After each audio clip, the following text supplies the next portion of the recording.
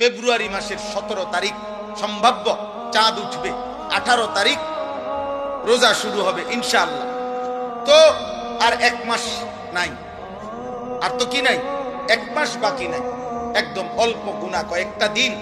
এই গুনাহ কয়েকটা দিন আগে আমি আপনাদের কাছে বললাম, কিশোর যুবক ভাই তোমাদের কাছে বললাম, মহান আল্লাহ পাক রব্বুল আলামিন প্রত্যেকটা ইমানদার মুমিনের কাছে খুব বেশি চায় যে বান্দা আমি তাকওয়া চাই, মানে তোমার জীবনটা এমন বানাও, গুনাহ থেকে বাঁচো, আমি আল্লাহর হুকুম পালন করো।